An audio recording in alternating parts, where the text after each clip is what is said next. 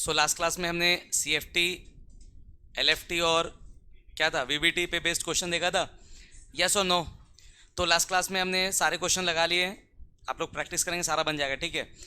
थोड़ा सा आगे देखेंगे, आज नेक्स्ट टॉपिक लिखेंगे स्पेक्ट्रोकेमिकल सीरीज।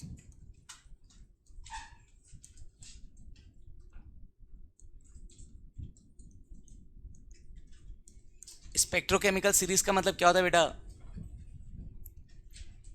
जितने भी लिगेंड है, क्या है, सब लिगेंड क्या कर सकते हैं, CFT कॉज करते हैं, यस और नो। क्रिस्टल फील्ड थ्योरी क्या कहता है कि जब भी लिगेंड सेंट्रल मेटल को अप्रोच करेगा तो जो आपके d ऑर्बिटल्स होंगे वो स्प्लिट होंगे दो पार्ट में। स्प्लिटिंग को क्या नाम दिया हमने? क्रिस्टल फील्ड स्प्लिटिंग, यस और नो। तो कौन सा लिगेंड कितना ज़्यादा स्प्लिटिंग करेगा, इसके बेसिस पे हमने लिगेंड को अरेंज किया है। उस अरेंजमेंट को हम क्या बोलते हैं? Spectrochemical series. तो स्पेक्ट्रोकेमिकल सीरीज में हम ये देखते हैं कौन सा लिगेंड कितना ज़्यादा क्या कॉज करेगा, स्प्लिटिंग। क्या कॉज करेगा? जो जितना ज़्यादा स्ट्रॉन्ग लिगेंड होगा, जो जितना ज़्यादा स्ट्रॉन्ग लिगेंड होगा वो उतना ज़्यादा स्प्लिटिंग कॉज करेगा। तो स्पेक्ट्रोकेमिकल सीरीज में हमने सारे लिगेंड को अरेंज किया on the basis of their strength. किसके बेसिस पे? स्ट्रेंथ। जो सबसे ज़्यादा जिसका स्ट्रेंथ होगा वो बाद में आएगा और जिसका सबसे कम होगा वो पहले आएगा। कोई दिक्कत इसमें? तो लिखोगे, डेफिनेशन लिखो, the arrangement of ligand in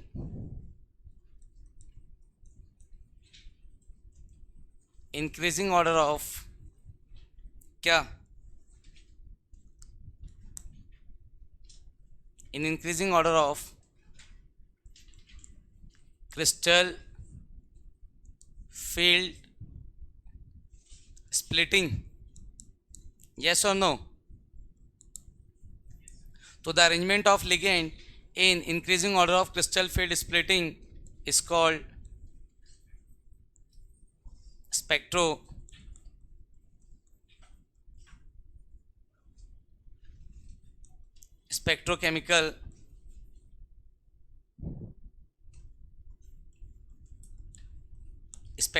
series.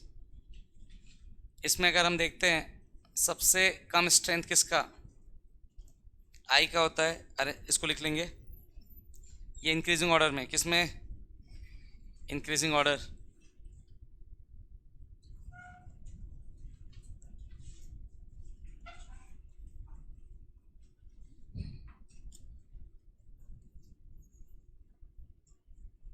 OX मतलब ऑक्जेलेटो, शॉर्ट फॉर्म है। OX मतलब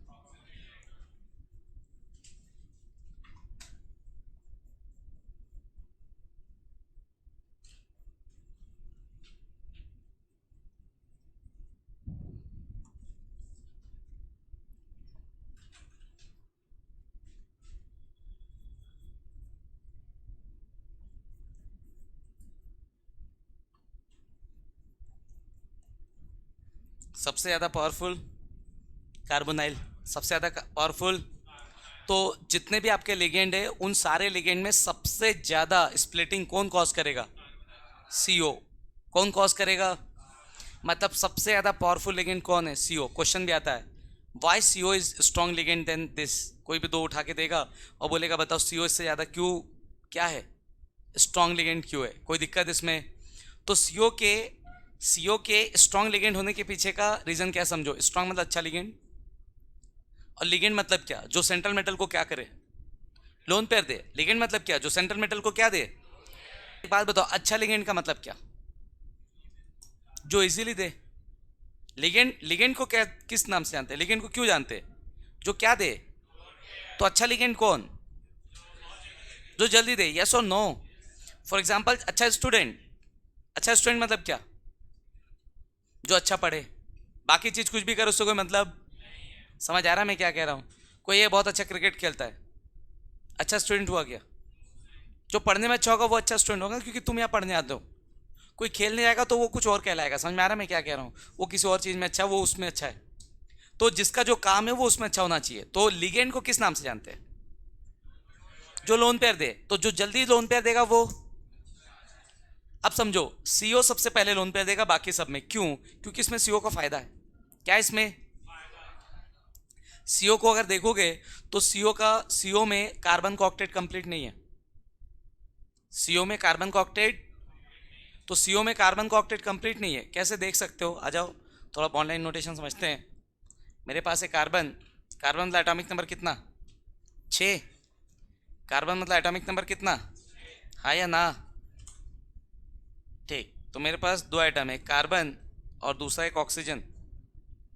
ठीक है, तो ये आपका कार्बन और ये आपका ऑक्सीजन। कार्बन का वैलेंस इलेक्ट्रॉन कितना? 4। हाँ या ना? और ऑक्सीजन का वैलेंस इलेक्ट्रॉन 6। कोई दिक्कत किसी को? कोई दिक्कत किसी को? तो कार्बन का वैलेंस इलेक्ट्रॉन कितना? 4। कार्बन पता है ना रे? 2,4। ऑक्सीजन 8। 2,6। तो एक इलेक्ट्रॉन कार्बन का, एक इलेक्ट्रॉन ऑक्सीजन का मिलकर के क्या बनाएंगे? बॉन्ड। हाँ या ना? तो एक इलेक्ट्रॉन कार्बन का है और एक इलेक्ट्रॉन ऑक्सीजन का, फिर एक इलेक्ट्रॉन ऑक्सीजन का, एक इलेक्ट्रॉन कार्बन का, फिर दूसरा बॉन्ड। यस और नो? अब देख लो, कार्बन के सर्कल में, ब्लू वाले सर्कल में कितने इलेक्ट्रॉन, और ऑक्सीजन के सर्कल में कितने? 8। कार्बन के सर्कल में, ऑक्सीजन के सर्कल में। कोई तकलीफ किसी को? तो किसका ऑक्टेट कंप्लीट है? किसका ऑक्टेट कंप्लीट नहीं है? ऑक्सीजन का। ऑक्सीजन का ऑक्टेट कंप्लीट है, 8 है। देखो पीले वाले सर्कल में। कार्बन के सर्कल में 6, मतलब कार्बन का ऑक्टेट कंप्लीट। अब सेंट्रल मेटल कौन? सेंट्रल मेटल को आपका लिगेंड क्या देता है? Lone pair. सेंट्रल मेटल वो जो लिगेंड के साथ क्या बना है? Coordinate bond. कोऑर्डिनेट बॉन्ड कब बनता है? किसकी वजह से होता है कोऑर्डिनेट बॉन्ड? किसकी वजह से बनता है कोऑर्डिनेट बॉन्ड? शेयरिंग की वजह से। यस और नो? ओके, अब देखो यहाँ पे आपका जो क्या बोलते हैं, कार्बन की बात हम कर रहे हैं, तो कार्बन का ऑक्टेट कंप्लीट नहीं है। अब सीओ गया सेंट्रल मेटल को लोन पेयर देने। क्या देने? तो एक लोन पेयर कार्बन के पास भी है, 2 लोन पेयर ऑक्सीजन के पास भी है। हाँ या ना? कोई दिक्कत किसी को? तो जब एक लोन पेयर देगा सेंट्रल मेटल को, तो सेंट्रल मेटल को दिखेगा कि कार्बन का ऑक्टेट कंप्लीट। तो सेंट्रल मेटल को समझ में आ रहा है कि भैया इसने मेरी मदद की एक लोन पेयर देके। लिगेंड ने सेंट्रल मेटल की क्या की? मदद। क्या देके?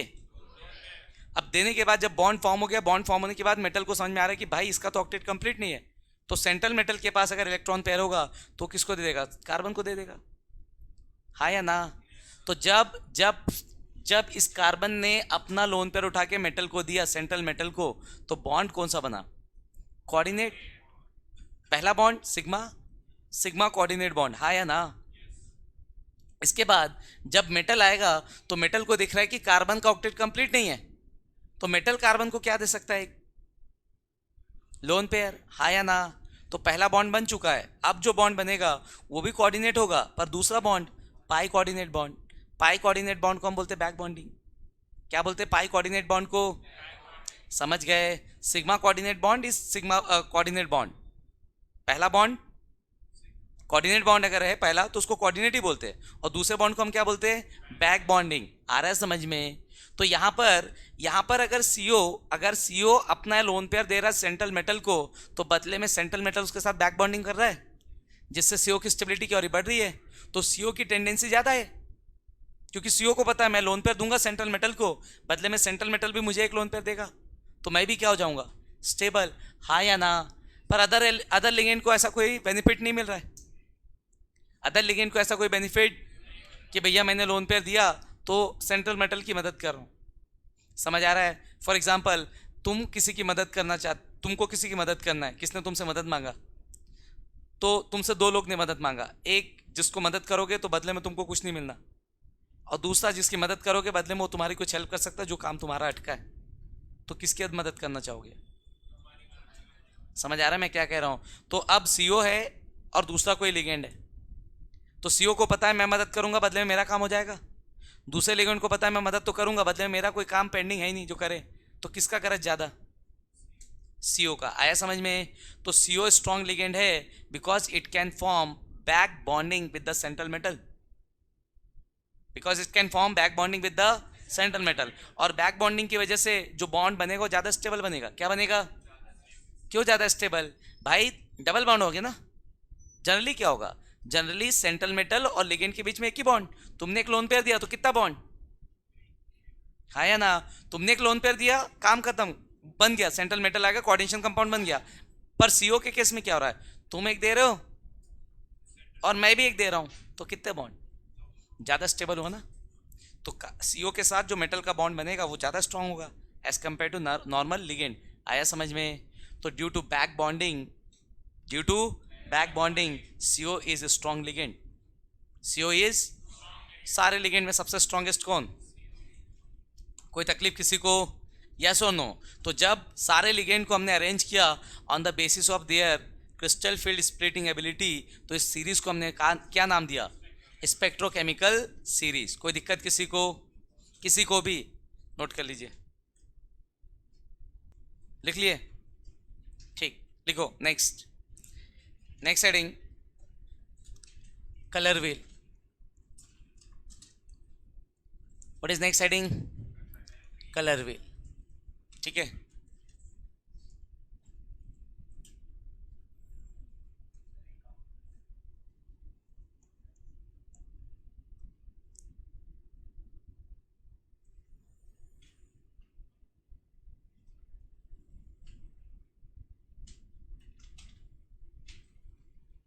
Okay.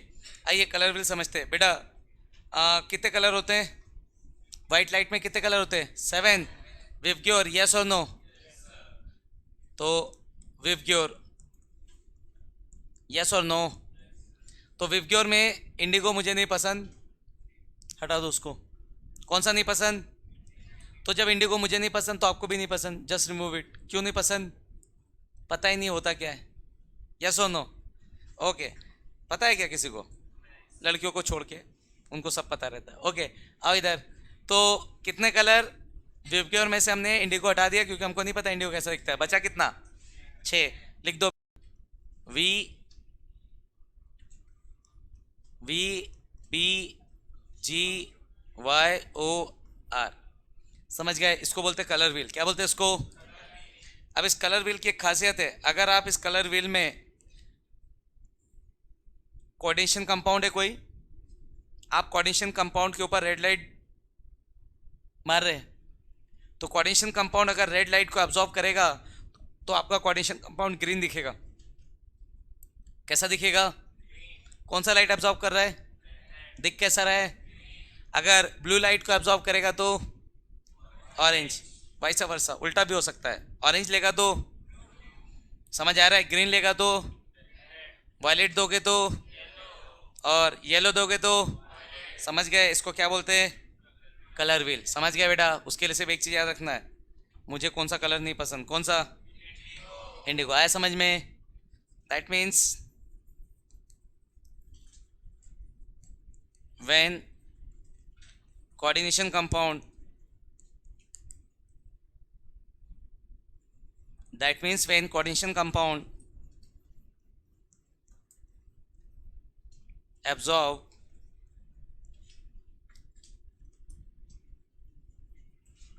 red color, it will emit, क्या emit करेगा?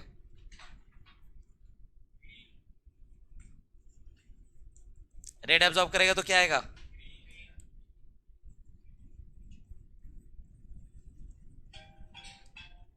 एंड कोई दिक्कत है यहाँ तक? कोई दिक्कत किसी को इसमें?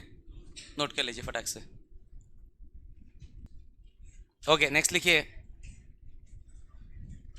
Next heading step wise stability of complex.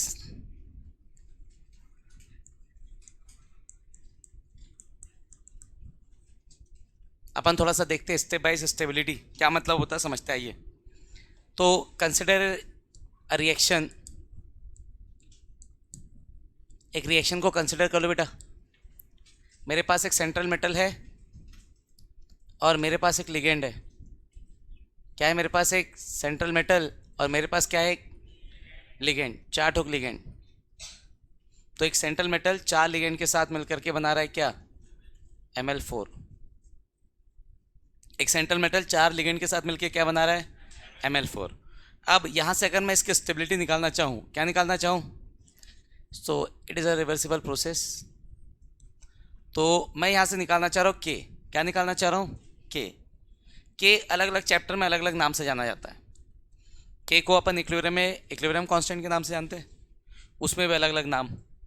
Solid product निकालते हो तो के एस पी, सॉलिड प्रोडक्ट जो आता है एसिड है तो के ए, बेस है तो के बी, वाटर के लिए निकालते हैं तो के डब्ल्यू। सेम के उठ करके केमिकल काइनेटिक्स में आता है तो अब उसका नाम हो जाता है रेट कांस्टेंट। आया समझ में? सेम के यहाँ पर आएगा तो इसको हम जानेंगे स्टेबिलिटी कांस्टेंट से। किससे?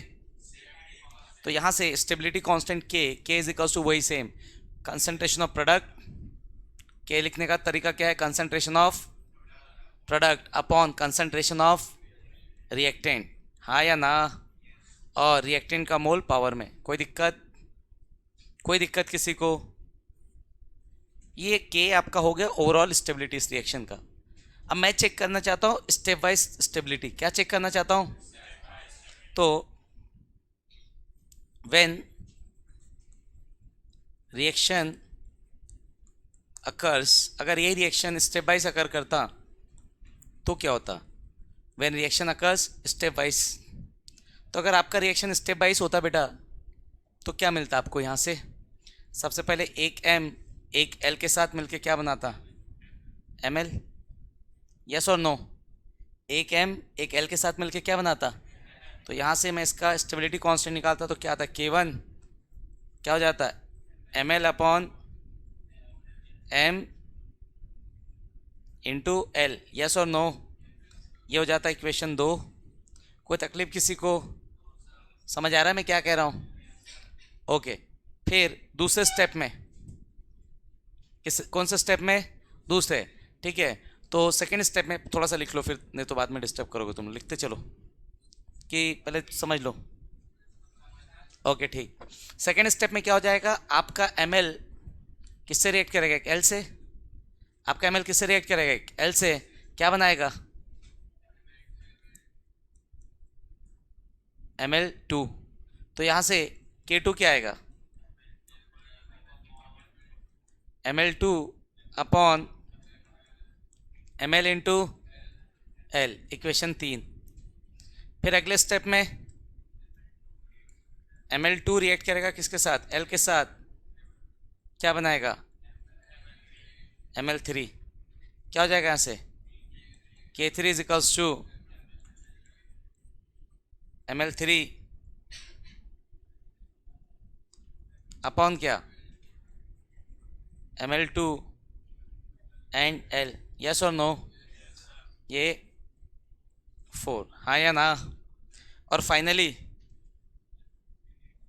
आपका Ml3 किससे रिएक्ट करेगा? क्या बनाएगा? Ml4। क्या मिल जाएगा आपको? K4 is equals to Ml4 upon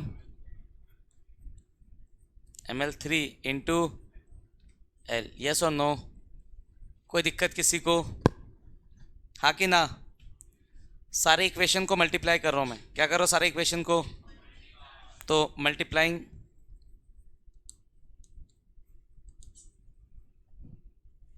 equation 2, 3, जो स्टेप वाइज है ना उसको मल्टीप्लाई करो सिर्फ ना, एंड 5। जो स्टेप वाइज स्टेबिलिटी डिसाइड कर रहे थे कौन कौन से? Second, third, fourth and fifth, उसको मैं क्या कर रहा हूँ? मल्टीप्लाई। क्या मिल जाएगा आपको? LHS। क्या मिलेगा आपको? देखो इक्वेशन 2 का LHS क्या है? K1। इक्वेशन 3 का क्या है? इक्वेशन 4 का K3 और इक्वेशन 5 का K4। क्या आएगा यहाँ से? यहाँ से आ जाएगा बेटा K1 into K2 into K3 into K4 is equals to equation 1 का RHS क्या था? ml बाय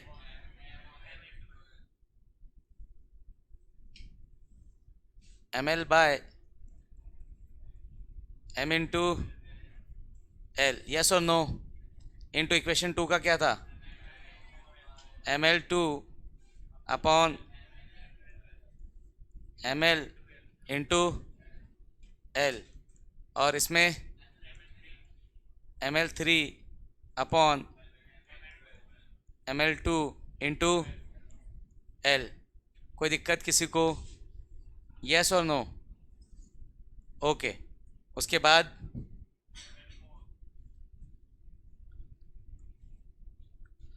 बाद आपका ml4 अपॉन क्या?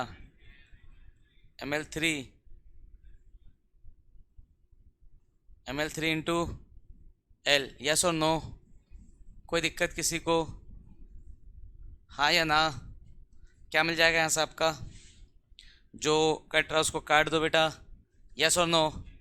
तो यहाँ से ml cancel, ml2 cancel, ml3 cancel, yes और नो? कोई दिक्कत किसी को? किसी को भी? तो K1 into K2 into K3 into K4 is equals to क्या आएगा बेटा? ml4 अपॉन m, और कितने टोकैल है? 1 2 3 4, 4 टोकैल, मतलब क्या मिलेगा? l का पावर 4। हाँ या ना? इक्वेशन 1 को याद करते थोड़ा सा। किसको याद करते हैं? फ्रॉम इक्वेशन 1, यही था क्या? क्या था वो? K1 into K2 into K3 into K4 is equals to क्या? K, यही था क्या? लॉग ले लो दोनों तरफ, टेकिंग लॉग। क्या लेते हैं अपन? लॉग। तो taking log on both side, अगर दोनों तरफ मैं लॉग ले लूँ क्या मिल जाएगा मुझे? मुझे मिलेगा कुछ ऐसा, उसको इधर लिख रहा हूँ पहले, लॉग K1 लिख, सॉरी लॉग K, इसको इस तरफ लिख रहा हूँ। कोई दिक्कत? यहाँ पे क्या हो जाएगा? लॉग डायरेक्ट लिख रहा हूँ, लॉग A इंटू बी क्या होता है? लॉग A प्लस बी, तो log A into B into C into D क्या हो जाएगा? Log K1 plus log K2 plus log K3 plus log K4, yes और नो? जहाँ पे आपका K है ओवरऑल स्टेबिलिटी कांस्टेंट, क्या है आपका? कौन? K आपका है ओवरऑल स्टेबिलिटी कांस्टेंट, और K1 K2 K3 क्या है? Step wise stability constant. So K is overall stability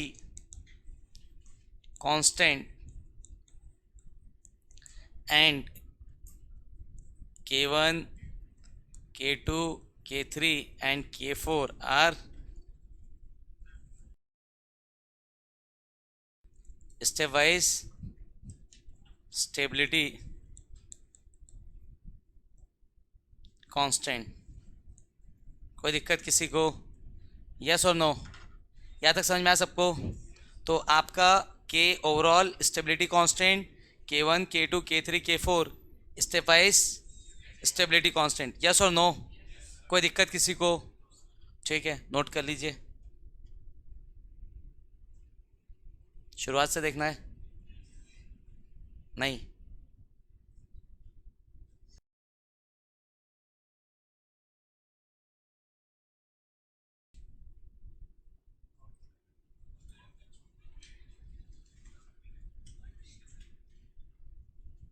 चलो दिख रहा है सबको? चालू करो फटाफट।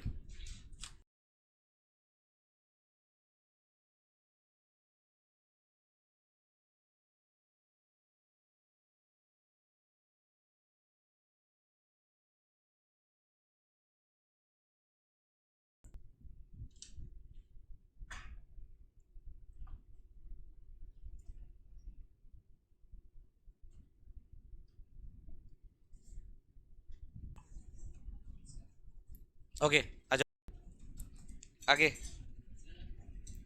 नेक्स्ट लिखो, factor affecting stability of complex,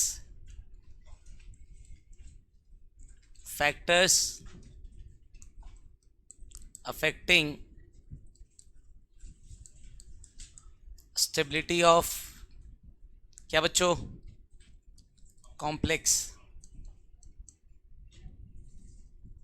तो सबसे पहले जो पहला फैक्टर है वो है आपका charge, charge on central atom, central atom का चार्ज। तो if charge on central atom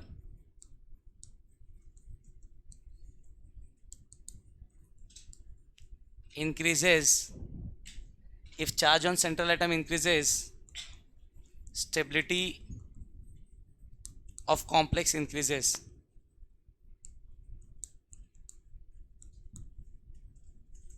मतलब सेंट्रल एटम पे जितना ज़्यादा चार्ज आएगा कॉम्प्लेक्स की स्टेबिलिटी उतनी, क्या समझो। फॉर एग्जांपल मेरे पास कोई सेंट्रल मेटल है M पॉजिटिव और मेरे पास कोई सेंट्रल एटम है M4 पॉजिटिव, क्या डिफरेंस है दोनों में। M पॉजिटिव मतलब कितना इलेक्ट्रॉन देके बैठा है, एक। M पॉजिटिव मतलब कितना इलेक्ट्रॉन देके बैठा है, एक। M4 पॉजिटिव मतलब कितना देके बैठा है, 4। यस और नो।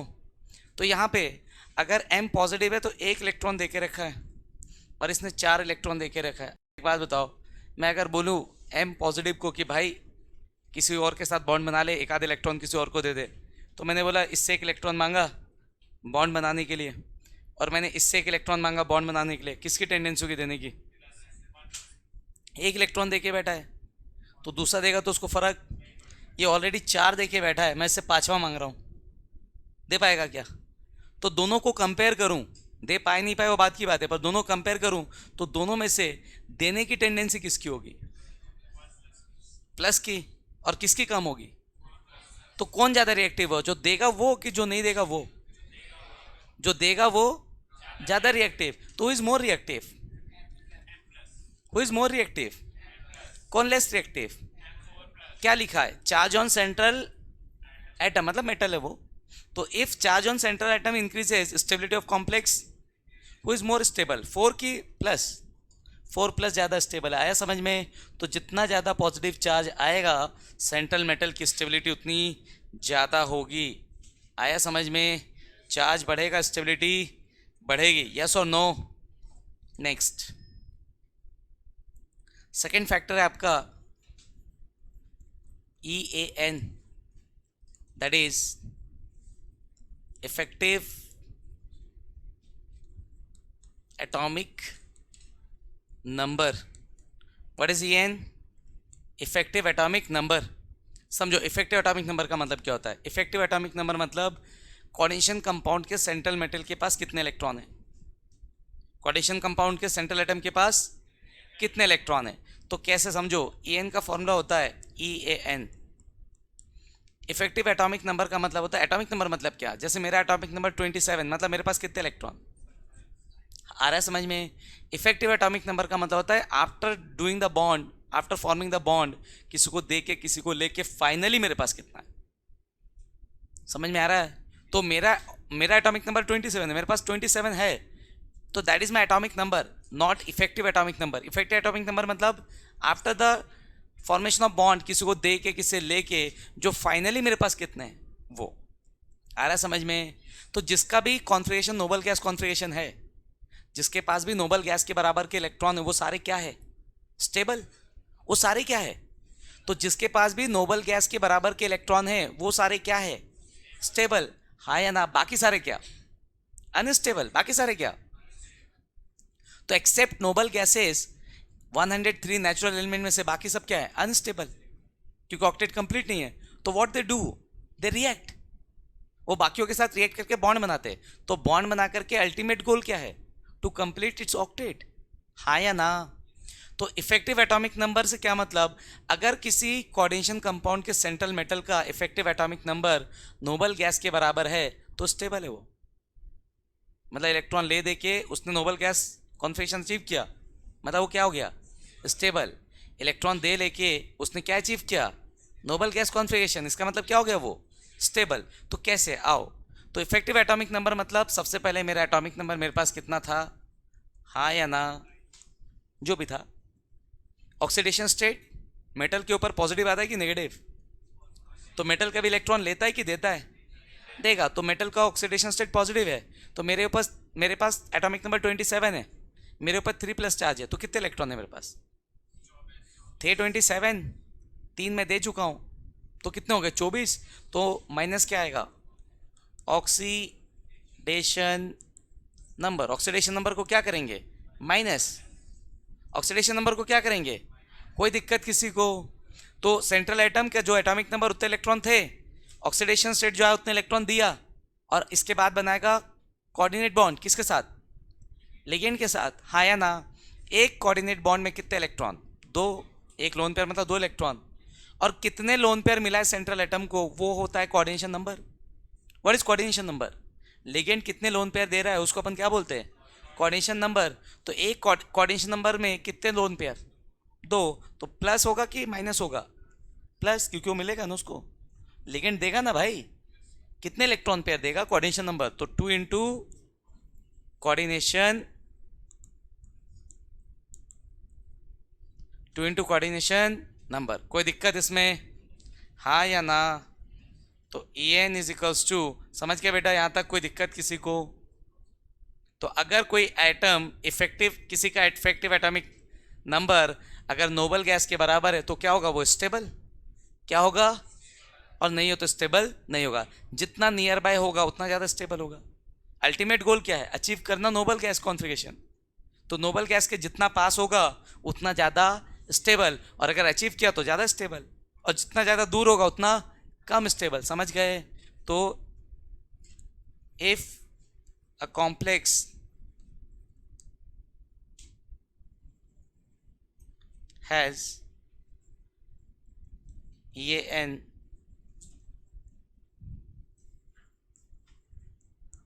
इक्वल टू क्या, नोबल गैस, किसी का ई एन किसके बराबर होना चाहिए, if a complex has E N equal to noble gas, then it is क्या, स्टेबल। समझ गए बच्चों। कैसे निकालते वो भी निकाल के बता दे रहा हूँ। तो ये हो जाएगा स्टेबल। अगर किसी भी कॉम्प्लेक्स का, ऊपर का लिख लिए थे ना, अगर किसी भी कॉम्प्लेक्स का ई एन किसके बराबर हो जाए, नोबल गैस के बराबर, तो क्या हो जाएगा, स्टेबल हो जाएगा। क्या हो जाएगा, आओ चेक करते हैं कैसे निकालते हैं। आओ एक एग्जांपल देखते हैं।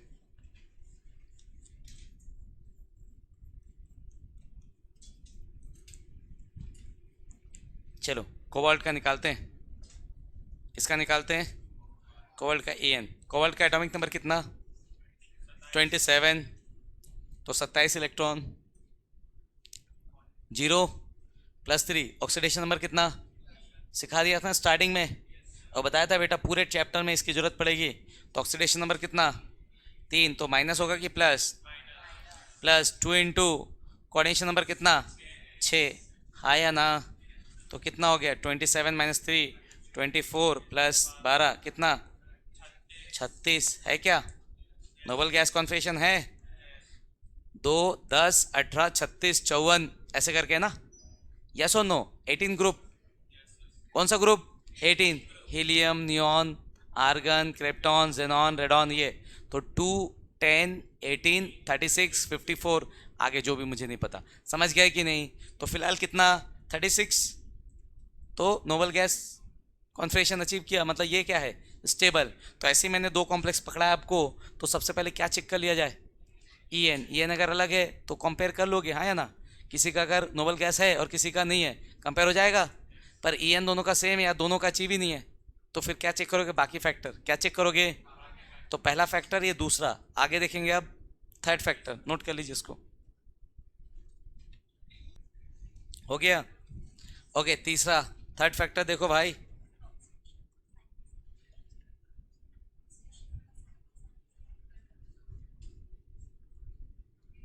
तीसरा फैक्टर बेटा, size of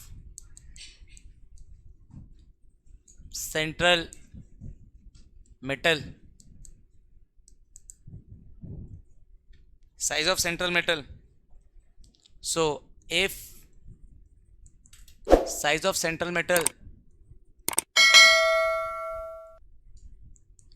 decreases, stability of complex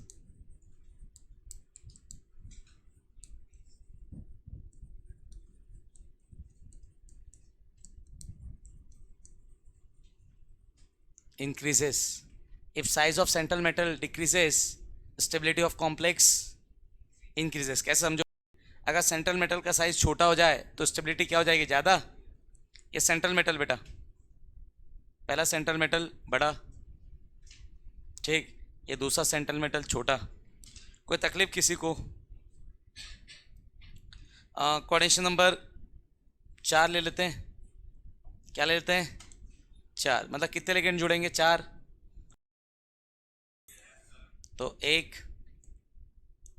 2 3 और ये 4। यस और नो? यहाँ पर भी सेम, कितने जोड़ रहे हैं? 4।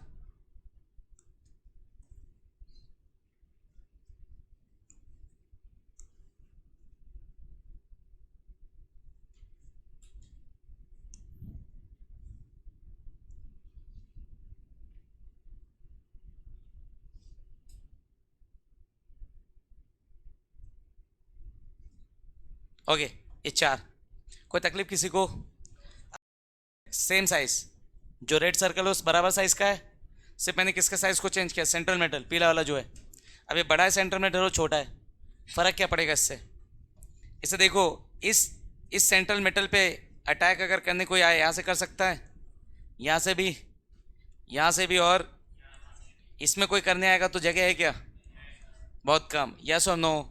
तो सेंट्रल मेटल का साइज छोटा होने से लिगेंड उसको चारों तरफ से कवर कर देगा, और लिगेंड चारों तरफ से कवर कर देगा तो कोई थर्ड पर्सन आकर के सेंट्रल मेटल के साथ कांटेक्ट, जब तक सेंट्रल मेटल से कोई थर्ड पर्सन कांटेक्ट नहीं कर पाएगा तो सेंट्रल मेटल उसके साथ बॉन्ड बनाएगा क्या?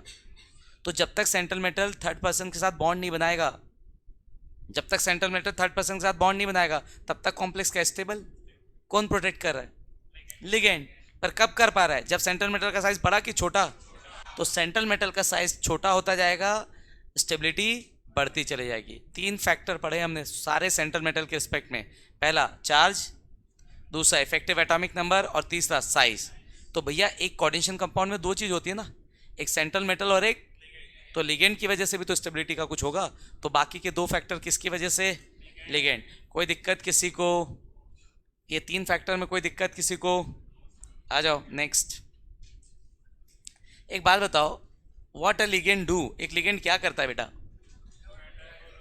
लोन पेयर देता है। Lewis concept, lone pair donor are, हाँ या ना? क्या बोल रहे हो? समझ आ रहा है बच्चा? बेटा लुईस क्या कहता है? जो भी लोन पेयर देगा वो कौन है? बेस, हाँ या ना? और लोन पेयर सेंट्रल मेटल को क्या देता है? सॉरी, लिगेंड सेंट्रल मेटल को क्या देता है? तो आपका लिगेंड क्या हुआ? समझ गए? अब बात करते हैं अच्छे बेस की, बात करते हैं। तो अच्छा बेस कौन? जो जल्दी लोन पेयर दे। बेसिक स्ट्रेंथ ज़्यादा, लोन पेयर जल्दी देगा, हाँ या ना? अब समझो, तुम एक बेस हो, तुम एक बेस हो। अब इसने जल्दी लोन पेयर दिया, इसने जल्दी लोन पेयर, कौन अच्छा बेस? जो देगा। एक बात बताओ, अगर उसने लोन पेयर जल्दी दिया तो क्यों दिया? क्योंकि लोन पेयर की उसको जरूरत नहीं होगी। और अगर वो जल्दी नहीं दे रहा है, इसका मतलब उस लोन पेयर को उसको जरूरत होगी, हाँ या ना? कल को कुछ भी हो जाए, थोड़ा बहुत ऊपर ऊंच नीच, तुमने भी एक लोन पेयर दिया, इसने भी एक लोन पेयर दिया, बॉन्ड बन गया, थोड़ा बहुत ऊपर नीचे हुआ, तो तुमको कोई फर्क पड़ेगा कि वो लोन पेयर तुम्हारे काम का था क्या? मांगोगे क्या? समझ आ रहा है? इधर थोड़ा बहुत ऊपर नीचे हो गया तो ला मेरा लोन पेयर वापस दे चल, क्योंकि उसको भी जरूरत थी ना, और मैंने कुछ बोल दिया तो लोन पेयर वापस दे। लोन पेयर वापस ले ले मतलब बॉन्ड क्या हो गया? ब्रेक। और तुमको लोन पेयर की जरूरत नहीं थी, तभी तो तुमने जल्दी दिया ना। तो थोड़ा बहुत ऊपर नीचे होगा तो तुमको लोन पेयर की जरूरत है नहीं, मांगोगे नहीं, मांगोगे नहीं, तो बॉन्ड ब्रेक। आया समझ में? तो जो अच्छा बेसिक होगा, लिगेंड जितना ज़्यादा बेसिक होगा, वो उतना ही जल्दी सेंट्रल मेटल को क्या देगा? Lone pair. और बॉन्ड उतना ही ज़्यादा क्या होगा? स्ट्रॉन्ग। आया समझ में? क्योंकि बाद में लिगेंड उस लोन पेयर के लिए डिमांड नहीं करेगा, डिमांड नहीं करेगा तो बॉन्ड ब्रेक होगा नहीं। आया समझ में? तो बेसिक स्ट्रेंथ इंक्रीजेस, क्या बढ़ेगा?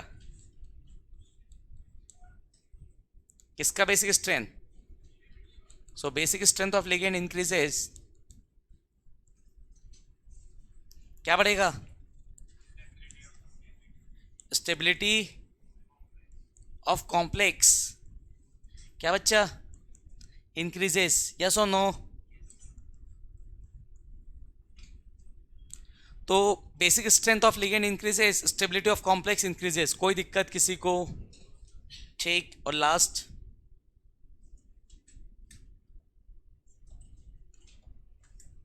चिलेटिंग लिगेंड,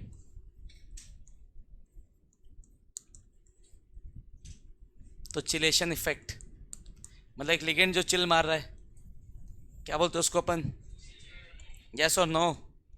अब सुनो, चिलेटिंग लिगेंड मतलब क्या, चिलेशन मतलब क्या, चिलेशन इफेक्ट की बात करें तो देखो, एक सेंट्रल मेटल है, कौन है? एक कोऑर्डिनेशन नंबर 6 ले लेते हैं, क्या ले लेते हैं?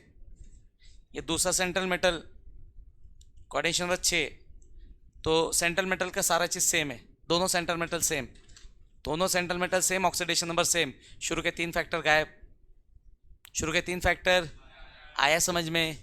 कोई दिक्कत? लिगेंड का फर्क है, ये मोनोडेंटेड है, क्या है ये? और ये भाई साहब है बाइडेंटेड। कैसे है ये? तो बाइडेंटेड मतलब क्या? ऐसा कुछ। बाइडेंटेड मतलब क्या? हाँ या ना? तो ये मोनोडेंटेड और ये, तो जब ये मोनोडेंटेड है तो अगर कोई भी थर्ड पर्सन इस पर अटैक करने आएगा तो उसको बहुत सारा जगह मिलेगा, इधर से इधर से इधर से किधर से भी, 6 स्पेस। और इस केस में तो बेटा अटैक करने की जगह कम, स्टेबिलिटी ज़्यादा, ट्राइडेंटेड आ जाएगा तो और स्पेस की कमी, हेक्साडेंटेड आ जाएगा तो और कवर। तो लिगेंड क्या कर रहा है? चिलेशन मतलब क्या? लिगेंड सेंट्रल मेटल को कितना घेर रहा है, जितना ज़्यादा चिलेशन होगा लिगेंड सेंट्रल मेटल को उतना ही कवर अप करेगा, हाँ या ना? सेंट्रल मेटल कवर हो गया तो कोई थर्ड पर्सन आ नहीं पाएगा, रिएक्शन हो नहीं पाएगा। आया समझ में? तो आपकी स्टेबिलिटी बढ़ रही कम हो रही है, किसकी वजह से? तो chelation increases, stability of complex increases. जितना ज़्यादा चिलेशन समझ रहे हो ना, डेंटिसिटी बढ़ता जाएगा, चिलेशन बढ़ता जाएगा। बाइडेंटेड से ट्राइडेंटेड का चिलेशन ज़्यादा और ट्राइडेंटेड से हेक्साडेंटेड का और ज़्यादा। समझ गए बेटा? तो चिलेशन बढ़ेगा, चिलेशन बढ़ेगा, क्या बढ़ेगी? स्टेबिलिटी। यस और नो? ठीक, तो लिखेंगे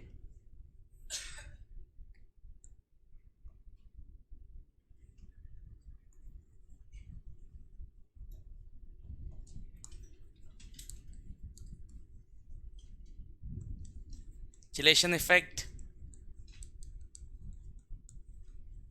increases stability of complex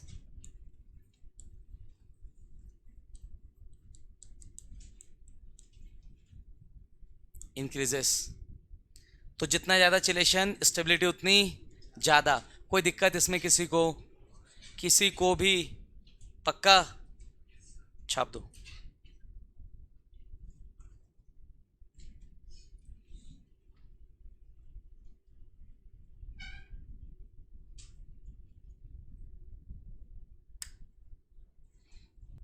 next लिखो।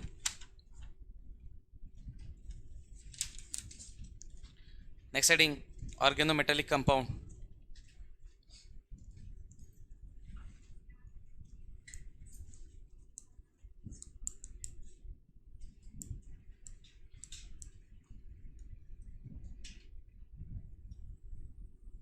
नेक्स्ट हेडिंग क्या है? Organometallic compound. ठीक है, देखो ऑर्गेनोमेटेलिक, ऑर्गेनो मतलब ऑर्गेनिक, ऑर्गेनो मतलब पूरा ऑर्गेनिक किस पे बेस्ड है?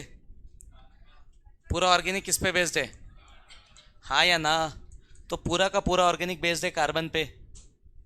मेटेलिक मतलब, ऑर्गेनोमेटेलिक मतलब कार्बन मेटल कंपाउंड, खत्म। तो एक ऐसा कंपाउंड जिसमें कार्बन मेटल बॉन्ड होगा वो क्या कहलाएगा? ऑर्गेनो मेटालिक कंपाउंड, ऑर्गेनो मतलब ऑर्गेनिक, ऑर्गेनिक मतलब कार्बन, पूरा ऑर्गेनिक केमिस्ट्री किस पे बेस्ड है? कार्बन के कंपाउंड्स की केमिस्ट्री को क्या बोलते हैं? Organic chemistry. तो ऑर्गेनो मतलब ऑर्गेनिक, ऑर्गेनिक मतलब कौन? मेटालिक मतलब metal, organo metallic compound, compound which contain carbon metal bond, compound which contain, तो जिस भी कंपाउंड में कार्बन और मेटल का बॉन्ड होगा उसका नाम क्या होगा? Oregano metallic compound. डेफिनेशन क्या हुआ? Those compound which are having क्या? Those compound which are having carbon metal bond are called organometallic compound.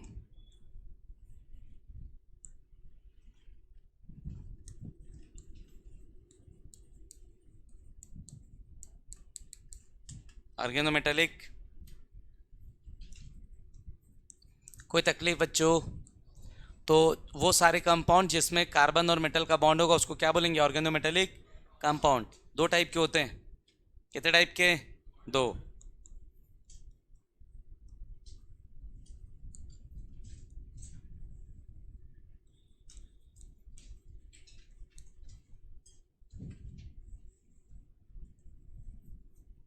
Types of organometallic compound.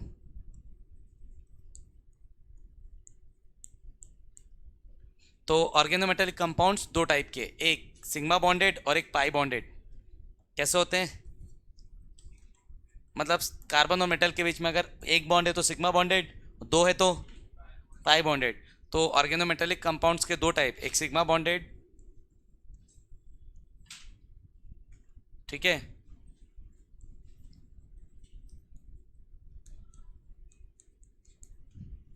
Sigma bonded organometallic compound.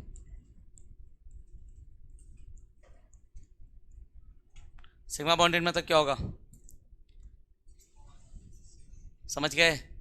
तो आपका कार्बन और मेटल के बीच में कौन सा बॉन्ड? तो दोज ऑर्गेनोमेटेलिक कंपाउंड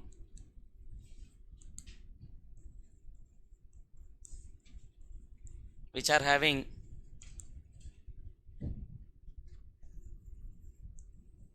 क्या? कार्बन मेटल, कौन सा bond? Sigma bond is called, समझ गए? सिग्मा बॉन्ड तक ही इज कॉल्ड नहीं लिखते, हटाओ। समझे कि नहीं? एग्जाम्पल, ऑर्गेनिक में आपको कुछ आए ना आए एक चीज़ जरूर आता होगा। कौन सा रिएजेंट? ग्रिग्नार्ड। यस और नो? क्या होता है? आर, आर मतलब कार्बन, Mg मतलब मेटल, X मतलब हेलोजन। तो carbon metal single bond, R और Mg के बीच में सिंगल बॉन्ड। आर मतलब कार्बन ना, एल्काइल ग्रुप कार्बन, तो कार्बन और Mg का बॉन्ड है। सिंगल बॉन्ड मतलब सिग्मा बॉन्डेड, सिग्मा बॉन्ड मतलब सिंगल बॉन्ड मतलब सिग्मा बॉन्डेड, डबल होता तो पाई। तो यहाँ पे कार्बन मेटल के बीच में सिंगल बॉन्ड, सिंगल मतलब सिग्मा, तो इसका नाम हो sigma bonded organometallic compound. Similarly क्या हो जाएगा आपका? पाई बॉन्डेड। यस और नो? नोट करो। ओके, आ जाओ नेक्स्ट। अगला कौन होगा बेटा? नेक्स्ट इज पाई बॉन्डेड ना, तो लिखो दूसरा, pi bonded organo metallic compound. कौन सा कंपाउंड बेटा? Pi bonded. यस और नो? आओ यहाँ से। तो those organic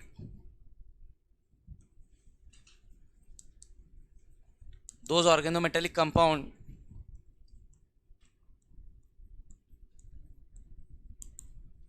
which are having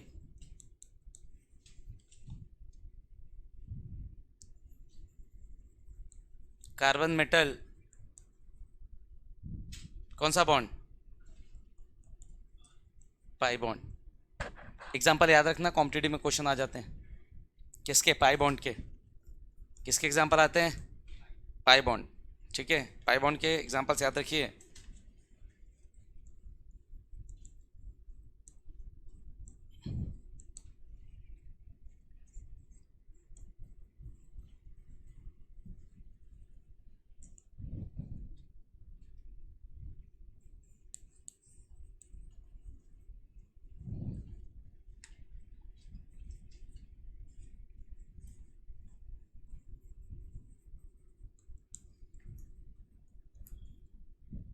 ठीक है, तो ये 3 एग्जाम्पल याद रखेंगे, एग्जाम में आ चुका है ना, पीवाईक्यू में एक क्वेश्चन आ चुका है इसमें, ठीक है, तो याद रखेंगे इसको।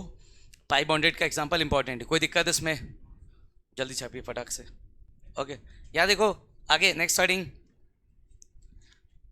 This one is very important, ये आपके एनसीईआरटी में नहीं है ना, जॉन टेलर इफेक्ट, इस पे रिसेंट ईयर में आपका नीट और जेई दोनों में क्वेश्चन आया है,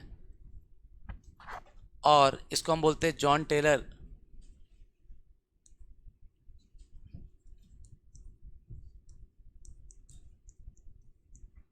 डिस्टॉर्शन, क्या बोलते हैं इसको, जॉन टेलर इफेक्ट या जॉन टेलर डिस्टॉर्शन, ठीक, हाँ,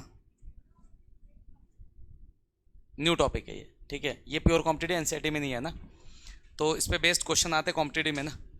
तो 3 चीज़ें हैं इसमें, समझते क्या, सबसे पहले जॉन टेलर ने कहा कि मेरा डिस्टॉर्शन लीनियर मॉलिक्यूल पे नहीं लगेगा, किस पे नहीं लगेगा, तो Jahn Teller distortion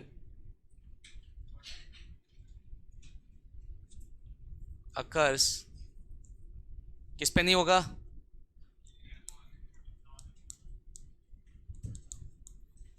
non linear molecule.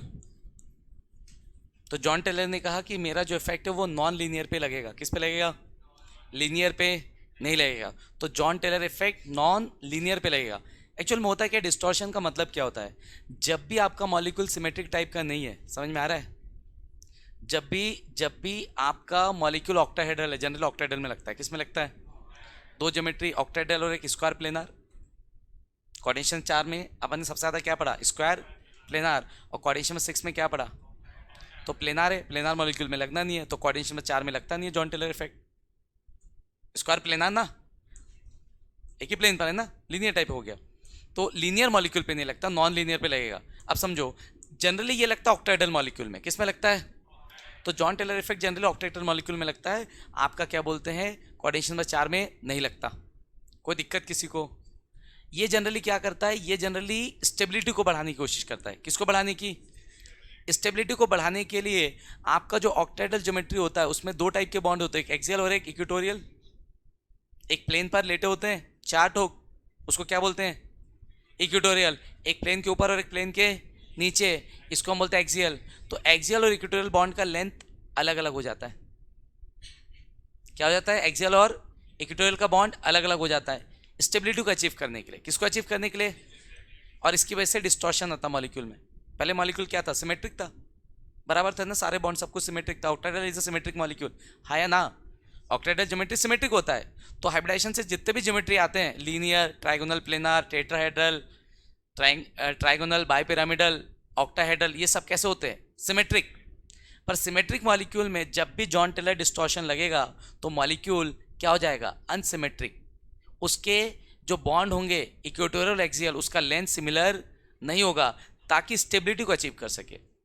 पूरा पर्पस सिर्फ एक ही चीज के लिए, डिस्टॉर्शन क्यों आ रहा है, स्टेबिलिटी। क्वेश्चन क्या आता है, सिंपल सा क्वेश्चन आता है कि किस में जॉन टेलर इफेक्ट लगेगा या किस में जॉन टेलर डिस्टॉर्शन होगा और किस में नहीं लगेगा, बस इतना। जो मैं तीसरे पॉइंट में लिख दूंगा उतना याद रख लोगे तब भी क्वेश्चन बन जाएंगे।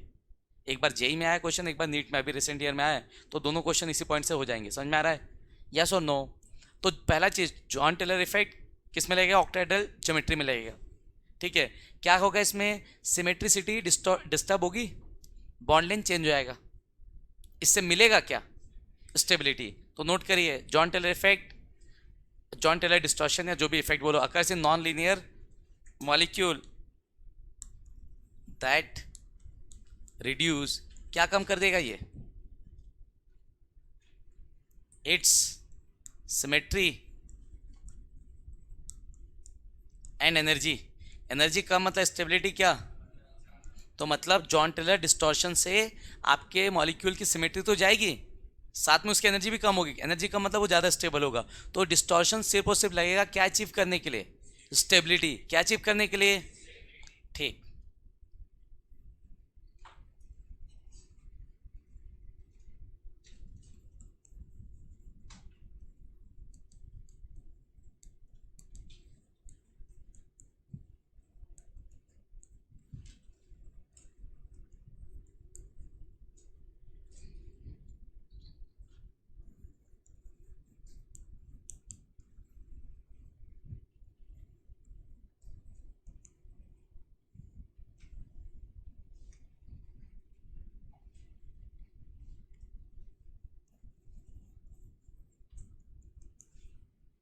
कितने होते एक्सियल बॉन्ड, कितने होते बेटा,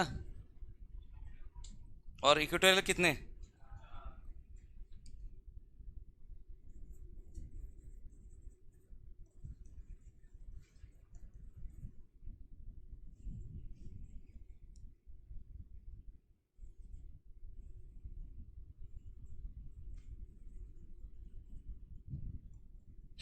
तो आपके जो एक्सियल बॉन्ड होते हैं दो, वो इक्वेटोरियल बॉन्ड से या तो शॉर्टर होंगे या तो longer, that depends on the condition. तो मतलब एक्सियल और इक्वेटोरियल बॉन्ड एक जैसे नहीं होंगे। तो आपके जो इक्वेटोरियल बॉन्ड है ऊपर और नीचे दो ठोक, वो एक्सियल से क्या हो जाएंगे, या तो लंबे या तो क्या हो जाएंगे, छोटे। दैट डिपेंड्स स्टेबिलिटी कहाँ से मिलेगी, लंबे होने से मिलेगी कि छोटे होने से। तो अल्टीमेटली बॉन्ड लेंथ सेम नहीं रहेगा, बॉन्ड लेंथ सेम। तो this distortion occurs in octahedral complex due to which two axial bond become shorter और लॉन्गर देन क्या, 3 लिख दूं क्या, कितने होते हैं इक्वेटोरियल, 4, लॉन्गर देन 3, कौन सा बॉन्ड,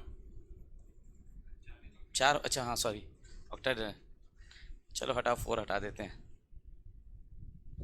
लॉन्गर देन क्या, इक्वेटोरियल, ऑक्टाइडल में 4 होते हैं इक्वेटोरियल बॉन्ड। कोई दिक्कत इसमें, यस और नो। और लास्ट पॉइंट जहाँ से आपके क्वेश्चन बन जाएंगे, बाकी कुछ आए ना आए, ये सब आए ना आए कोई फ़र्क नहीं पड़ता। सिर्फ एक बात याद रखिए इसमें से कि किस में लगता है, सिर्फ ऑक्टाइडल ज्योमेट्री में, और यहाँ से देख लीजिए कहाँ कहाँ नहीं लगता बस।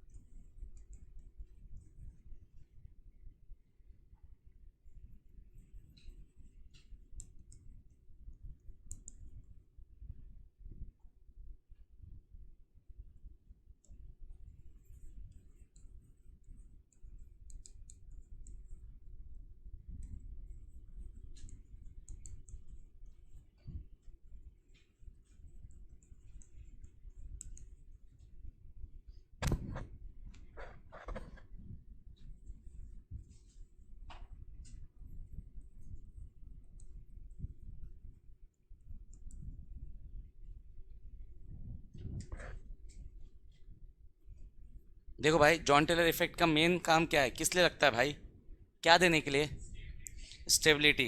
तो अगर ऑलरेडी तुम स्टेबल हो तो तुमको जरूरत है क्या जॉन टेलर डिस्टॉर्शन की, कराओगे क्या डिस्टॉर्शन, नहीं ना। तो जॉन टेलर इफेक्ट उन सारे कॉन्फ़िगरेशन में नहीं लगता जो स्टेबल है। जो कॉन्फ़िगरेशन स्टेबल नहीं है तब क्या लग जाएगा, जॉन टेलर इफेक्ट। क्या मतलब समझते हैं, ठीक है। पहले समझ लो फिर छाप लेना, ठीक।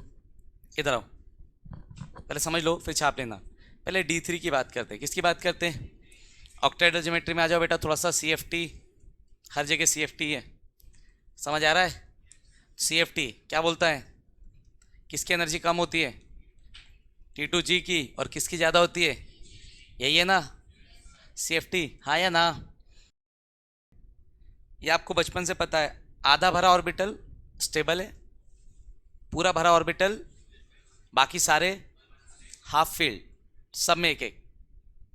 फुलफिल्ड, सब में दो दो, यही कॉन्फिगरेशन स्टेबल है, बाकी सब अनस्टेबल। तो जॉन टेलर इफेक्ट लगता है उन मॉलिक्यूल में जो स्टेबल नहीं है। और जॉन टेलर इफेक्ट से होता क्या है, एक्सियल और इक्वेटोरियल बॉन्ड का लेंथ चेंज हो जाता है। इक्वेटोरियल आपके एक्सियल से छोटा या बड़ा हो सकता है, या जैसे बोलो कि आपका एक्सियल आपका इक्वेटोरियल से छोटा बड़ा, एक ही बात है ना। एक्सियल छोटा हो जाए तो इक्वेटोरियल बड़ा हो जाएगा, और अगर एक्सियल बड़ा हो जाए तो इक्वेटोरियल छोटा, मतलब एक्सियल और इक्वेटोरियल का लेंथ सेम नहीं रहेगा, कम अलग हो जाएगा। इससे क्या मिलेगा उसको, स्टेबिलिटी। क्या मिलेगा उसको, पर इससे क्या लॉस होगा, सिमेट्री और एनर्जी कम हो जाएगी। तो अल्टीमेट गोल क्या अचीव करना, स्टेबिलिटी। आया समझ में। तो तब अचीव करना चाहेगा जब वो अनस्टेबल है। क्या है वो, तो ये D3 फिर D5 D6 D8 and D10 ये सारे कॉन्फिगरेशन स्टेबल है भाई। कैसे आ जाओ, D3 3 इलेक्ट्रॉन भरना है, भरो इसमें D3 1 2 3। T2G कैसा है, हाफ फील्ड स्टेबल। T2G क्या है, हाफ फील्ड स्टेबल। कितने इलेक्ट्रॉन, 5 5 भरो। T2G half field, EG half field stable, है या ना। 6 भरना है, वो उसके हिसाब से होगा, चेंज होता रहेगा। आगे 6 बेटा, पेयरिंग हमेशा हो ऐसा जरूरी नहीं ना। लिख के दिया note point, strong ligand can cause pairing if it is necessary. If it is, तो स्ट्रॉन्ग लिगेंड है, मेरा काम है पेयरिंग करना, जरूरत है तब तो करूंगा ना। तो पेयरिंग से मदद मिलती है ना भाई। स्ट्रॉन्ग लिगेंड बॉन्ड बना रहा है ना, किसके साथ, सेंट्रल मेटल के साथ। तो अल्टीमेट गोल क्या है, स्टेबल होना ना। तो सेंट्रल लिगेंड आया, सेंट्रल मेटल के इलेक्ट्रॉन को रिपेल कर सकता है, पेयरिंग करा सकता है, और पेयरिंग करने के बाद स्टेबल ही नहीं है, करेगा क्या। समझ आ रहा है मैं क्या कह रहा हूं। तो लिगेंड क्या करने आ रहा है, सेंट्रल मेटल के मदद करने आ रहा है कि कुछ और काम के लिए आ रहा है। तो मदद करने आ रहा है, तो उसके पास एबिलिटी कि मैं चाहूं तो उसके इलेक्ट्रॉन को क्या कर सकूं, पेयर। तो मैं स्ट्रांग हूं तो मैं पेयर कर सकता हूं, जरूरत है उसको चाहिए पेयर कर दो तो कर दूंगा, और नहीं जरूरत है तो करूंगा क्या। पर मैं वीक हूं और वो चाहता है कि पेयर हो, कर सकता हूं क्या मैं, मेरे बस का ही नहीं है ना। समझ आ रहा है मैं क्या कह रहा हूं। तो लिगेंड सेंट्रल मेटल के मदद के लिए है, तो स्टेबिलिटी मेंटेन रखेगा ना भाई। तो मैं स्ट्रांग लिगेंड हूं, इसलिए तो नोट पॉइंट लिख के दिया हूं, स्ट्रांग लिगेंड हूं, मैं पेयरिंग कर सकता हूं। करूंगा कब, जब सेंट्रल मेटल को जरूरत है कि बिना जरूरत के भी। मैं वीक लिगेंड हूं, सेंट्रल मेटल को जरूरत है पेयरिंग करूं, तब भी चाह के भी। समझ गए बेटा। तो यहां पर ये आपके हिसाब से ना, तो D3 मतलब 3 भरा, D5 मतलब 5, D6 मैं जनरल वो दे रहा हूं कि D6 है तो 6 में क्या पॉसिबल है, नीचे 3 ऊपर 3 नहीं, 6 मतलब नीचे 6 फुल फील्ड। समझ गए। तो D3 मतलब 3 T2G में, D5 मतलब 3 इसमें 2 इसमें, 6 मतलब T2G में 6 ना भाई, तब तो स्टेबल है ना। 8 मतलब क्या, इसमें 6 इसमें 2 इसमें 6 और ऊपर 2, और 10 मतलब ये कॉन्फ़िगरेशन स्टेबल है। इन केस में डिस्टॉर्शन की जरूरत नहीं है। आया समझ में। तो जिन कॉन्फ़िगरेशन में आपका, जब भी आपका कॉन्फ़िगरेशन स्टेबल होगा, हाफ फील्ड फुल फील्ड या कॉम्बिनेशन, कॉम्बिनेशन मतलब समझ रहे हो ना, ये फुल फील्ड और ऊपर के दो क्या आता है, हाफ फील्ड ना, ये कॉम्बिनेशन है हाफ फील्ड फुल फील्ड का। समझ में आ रहा है। तो सारे ऑर्बिटल हाफ फील्ड हो या फिर फुल फील्ड हो या कॉम्बिनेशन हो, आधे हाफ फील्ड आधे फुल फील्ड, इन सब में आपका कॉन्फ़िगरेशन कैसा है, स्टेबल।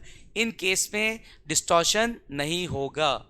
तो जो भी PYQ में क्वेश्चन आए उसमें सिर्फ इतना पूछा गया है, कब डिस्टॉर्शन होगा और कब, तो किस में डिस्टॉर्शन हो रहा है, एग्जाम्पल लिखा हुआ था।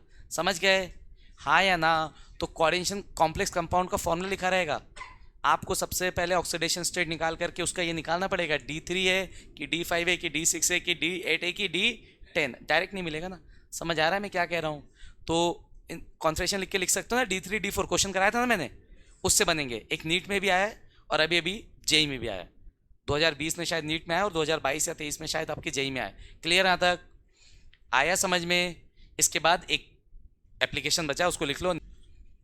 ओके चलो लास्ट लिखो भाई एप्लीकेशन और निकलो। So this is the last topic of this chapter, application of coordination compound या कॉम्प्लेक्स कंपाउंड।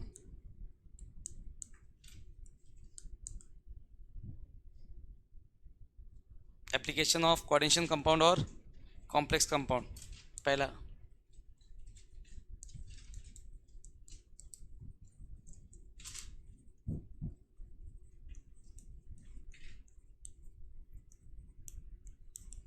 अपन कोऑर्डिनेशन कंपाउंड का यूज हार्डनेस डिटरमाइन करने में कर सकते हैं। Class 11 hydrogen chapter.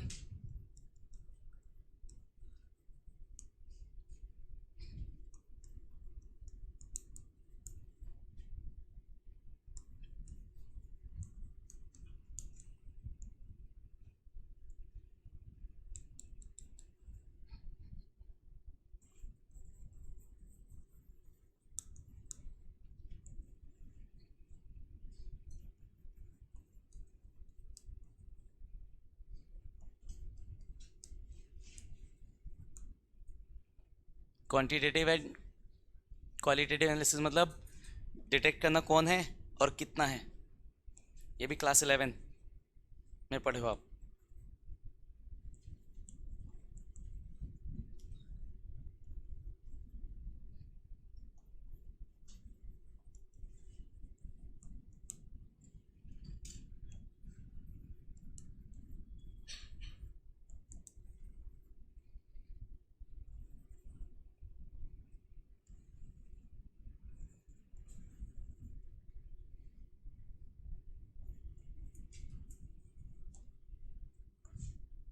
तो ये एप्लीकेशन है किसके, कोऑर्डिनेशन कंपाउंड के, यस और नो। ठीक,